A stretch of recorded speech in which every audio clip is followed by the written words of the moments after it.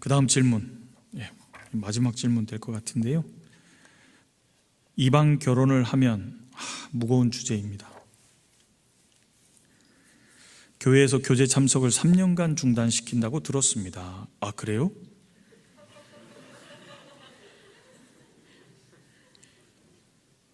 이거 진짜예요? 예. 계속 읽겠습니다. 최근 아는 성도분이 이방 결혼을 하셨다는 걸 알게 되었습니다. 아이고. 저는 이분과 연락을 해야 하는 걸까요? 이분은 그럼 교회와 3년간 단절이 되는 걸까요?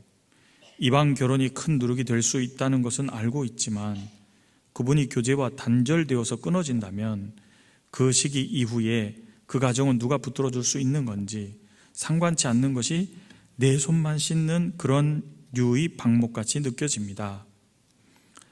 추가로 이방 결혼의 죄가 크지만 한편으로는 오죽했으면 이방 결혼을 했을까 그런 생각이 듭니다. 저는 이방 결혼은커녕 결혼 자체에 대한 생각도 없지만 본질적으로 믿지 않는 자와 멍해를 같이 하는 모습이 그만큼 큰 죄인지 느끼지 못하겠습니다. 스스로를 책망하고 쇠뇌하려 해도 권고가 안 됩니다. 저희 신앙이 뒤틀린 걸까요? 일단은 이방 결혼하면 교제 참석을 3년간 중단시킨다는 말은 죄송합니다. 저도 잘 모르겠습니다. 그리고 이방 결혼을 아는 성도분이 이방 결혼을 하셨다는 걸 알면 이거 꼭 얘기를 해 주십시오. 꼭 얘기를 해 주세요. 얘기를 해 주셔야 되는 이유가 있습니다. 그게 뭐냐면요, 여러분들 얘기가 나왔으니까 교회 안에서 징계를 내릴 때가 있어요, 없어요? 있어요.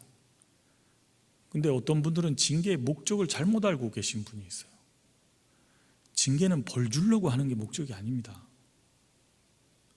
하나님께서 이스라엘과 약속을 하셨을 때 불순종하면 징계 주신다 그랬죠. 그 징계의 목적이 뭐죠? 뭐냐? 말 안 들었지? 맞아봐. 아닙니다. 징계가 주어지는 건 돌이키기 위함이 목적이에요. 징계는 돌이키게 하기 위해서 징계가 있는 거예요. 예레미야 보겠습니다. 예레미야 18장 11절.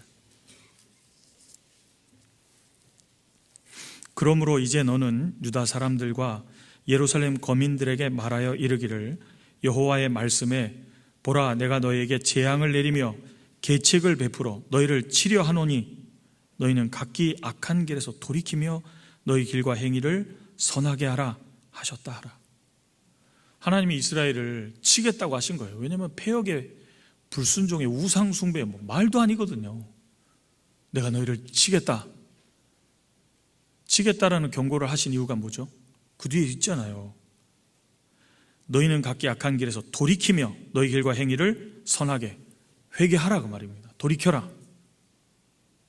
그게 전제인 거예요. 징계의 목적은 이 사람의 신앙이 바르게 되게 하기 위해서인 거예요. 그래서요, 여러분, 정말 이게 하나님이 내게 주신 징계라고 아는 사람은 징계 속에서 좌숙하고 하나님께로 돌이키게 됩니다. 그게 진짜 필요한 거예요. 근데 돌이키지 않는 사람은요, 무슨 일이 생기냐면 하나님과 관계가 다시 돌아오지 않습니다. 그럴 수도 있지. 왜 그걸 가지고 그러세요? 그런 사람은 신앙이 바르게 절대로 안 됩니다. 그래서 그 사람이 문제가 되는 거예요.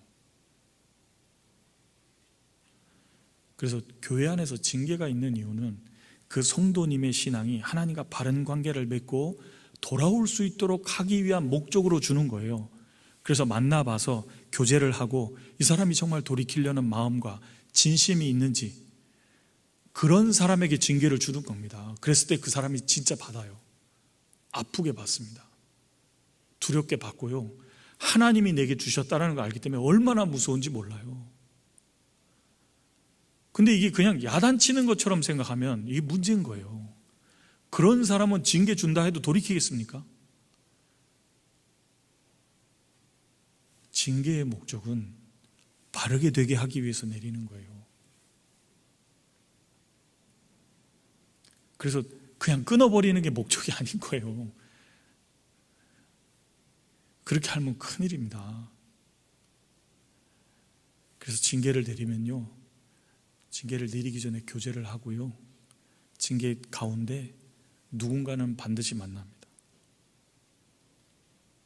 상황을 파악하고 그분의 마음을 알아보고 그분이 정말 하나님과의 관계 속에서 회복되는 걸 보고 징계가 풀리는 거예요. 그래서 징계를 받은 분들은 대부분 이렇게 돌이 켜져 있습니다. 하나님이 원하시는 대로. 근데 징계 받고 뛰쳐나가는 분들이 있거든요. 그건 이유가 뭐예요? 징계를 줘서 뛰쳐나간 게 아니고요, 그분은 하나님과 관계를 돌이키려는 마음이 없는 거예요. 그러니까 뛰쳐나가는 겁니다. 여러분, 교회에서 징계 주는 게 고작 뭔지 알아요? 교제에 못 나오게 하는 거예요. 그게 징계일까요? 잘 생각해 보십시오.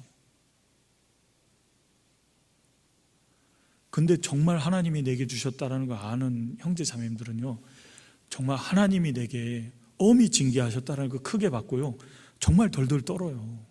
나는 벌 받을 만했다고. 그러니까 돌이키는 거예요. 그리고 다시는 그 일을 안 합니다. 그걸 보고 싶기 때문에 징계가 내려지는 거예요. 하나님 앞에 바르게 돌아오는 걸 원하기 때문에. 그리고 잘 생각하십시오. 하나님이 정말 징계를 주는 이유는 그게 사랑인 겁니다. 남이 아무도 모르는 일이 드러날 때 있거든요. 그게 사랑하기 때문에 드러내신 거예요. 왜요? 돌이켜라 그 말입니다. 사랑하기 때문이거든요. 이게 그렇잖아요. 몰랐는데 이방 결혼을 한 걸 알았다 그 말입니다. 왜 드러내셨을까요? 돌이키게 할 수 있도록 기회를 주시는 거라니까요. 끊기 위함이 아니라니까요. 이분은 그걸 오해하시는 거예요. 내가 끊으면 아이고, 하나님이 그러실까요? 그리고 그분이 정말 주님의 자녀라면요, 주님의 자녀라면 이런 태도를 갖게 됩니다. 이사야서 63장입니다. 하나님과 참으로 관계를 갖고 있는 구원받은 성도라면 이걸 알 수 있습니다. 7절, 내가 여호와께서 우리에게 베푸신 모든 자비와 그 찬송을 말하며 그 긍휼을 따라 그 많은 자비를 따라 이스라엘 집에 베푸신 큰 은총을 말하리라. 이스라엘 역사 속에 하나님이 베풀어 주신 큰 은총을 말하겠다, 그런 겁니다. 이사야 선지자가요. 8절, 여호와께서 말씀하시되 그들은 실로 나의 백성이요 거짓을 행치 아니하는 자녀라 하시고 그들의 구원자가 되사 그들의 모든 환난에 동참하사 자기 앞의 사자로 그들을 구원하시며 그 사랑과 그 긍휼로 그들을 구속하시고 옛적 모든 날에 그들을 드시며 안으셨으나. 그렇죠.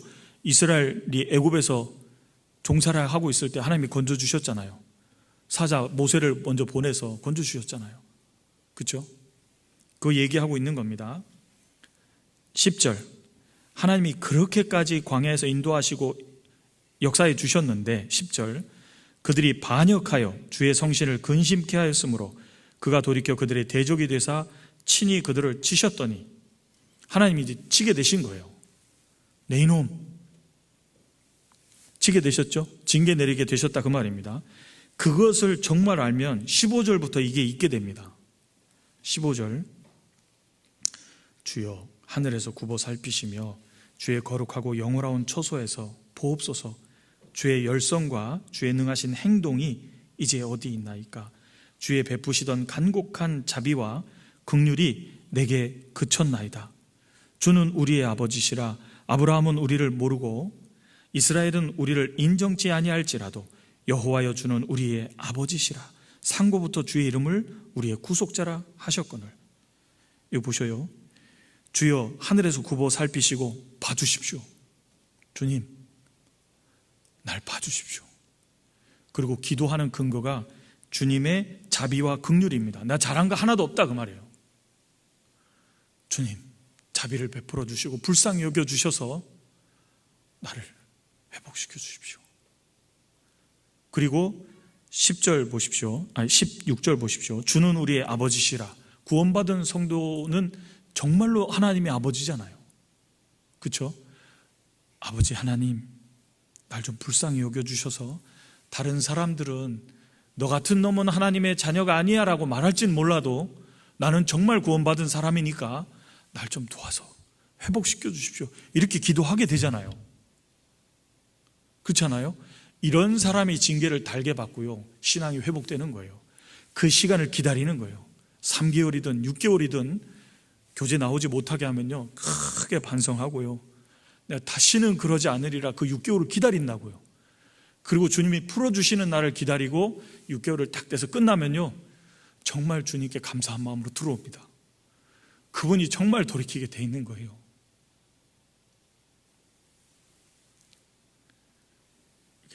그래서 징계가 내려지는 거예요. 징계는 벌 주려는 게 목적이 아닙니다. 우리 아버지 하나님이요, 그 사람을 위해서도 죽기까지 했거든요. 그 사람이 정말 그 격계를 가는 걸 주님이 원하시겠습니까? 정말로 주님은 안타까워하시는 거거든요. 내 이놈 돌이켜라, 이놈아.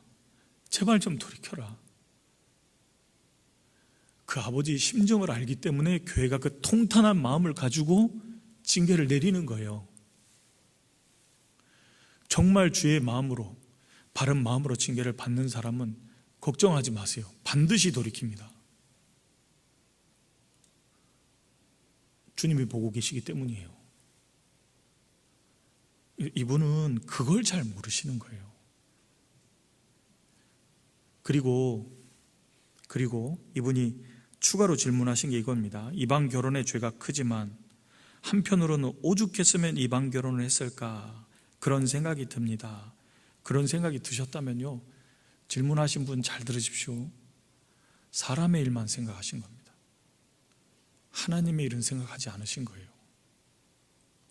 마치 베드로가 예수님이 죽으시고 부활하실 것을 가르치셨을 때 예수님 그리 마옵소서, 예수님 왜 죽어요? 그러시면 안 되죠. 우리 예수님은 우리랑 같이 계셔야죠 했을 때 예수님이 뭐라 그랬죠? 너 나 알아줘서 고맙다. 너밖에 없구나 한 게 아니에요. 사단아, 너는 네 뒤로 물러가라. 너는 나를 넘어지게 하는 자로다. 너는 사람의 일을 생각하고 하나님의 일은 생각지 아니하는도다. 사람의 일만 생각하면 그렇게 보이는 겁니다. 하나님의 일은 뭘까요? 하나님은요, 그 격기를 갔던 그 죄 지은 사람을 돌이켜서요, 하나님의 놀라운 역사를 이루기를 원하시는 게 있는 거예요. 죄 가운데 들어가면 잘 생각해 보십시오. 그 사람을 통해서 역사하는 건 끝난 거잖아요.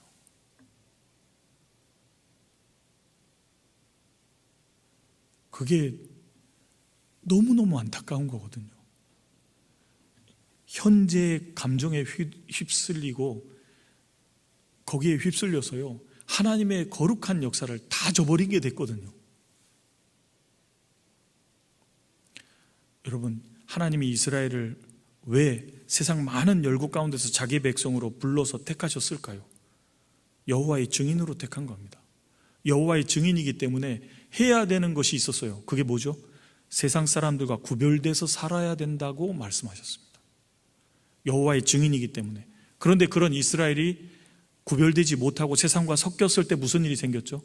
하나님의 이름에 오히려 먹칠을 하고 하나님의 증인의 역할을 할 수가 없었던 거예요. 그들을 부르신 목적은 여호와의 증인인데 하나님의 놀라운 역사를 나타내서 하나님을 알지 못하고 흩어졌던 각 사람을 돌이켜서 하나님께로 돌아올 수 있도록 하기 위함인데, 눈앞의 것을 보고 정욕적인 것에 빠짐으로 하나님을 증거하기는커녕 하나님의 이름에 욕이 돌아가게 됐던 겁니다. 우리는 왜 세상의 많은 사람들 가운데 나 같은 사람이 먼저 복음으로 불려졌을까요? 왜? 그리스도의 증인이라니까요. 그리스도의 증인이 세상과 구별되지 못하고 섞여버리면 증인으로서의 역할은 끝난 거예요. 그 사람을 통해서 역사하실 주님의 거룩한 역사가 다 무너지잖아요. 그 사람 한 사람이 주변에 있는 많은 사람을 지옥 보낸다고 생각해 봐요. 그게 얼마나 통탄할 일인가. 그게 작은 일이냐 그 말이에요. 정말 속이 무너지는 얘기거든요. 그래도 괜찮아요? 그래도 괜찮냐 그 말입니다. 우리 주님이 잘했다 하시겠어요? 그게 아니니까 마음이 무너지는 거예요. 인간적으로 이해가 안 되는 게 아니에요. 근데 그것 때문에 더 중요한 걸 다 잃어버린 거잖아요. 그게 너무 원통한 겁니다. 어쩌려고.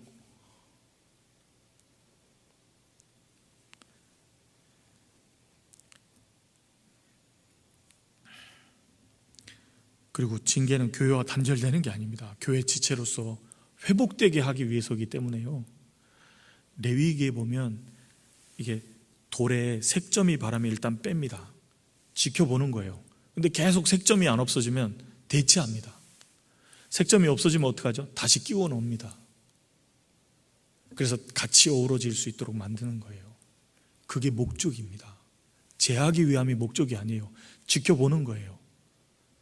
그리고 색점이 없어지고 잘못을 돌이키고 돌아오면 다시 넣는 거예요. 주님이 그렇게 하시는 거예요. 왜 이거 놔두면 전부 물들거든요. 인간적으로만 생각하고 주님의 선한 역사, 거룩한 역사는 무시할 수 있잖아요. 그럴 수 없다 그 말입니다.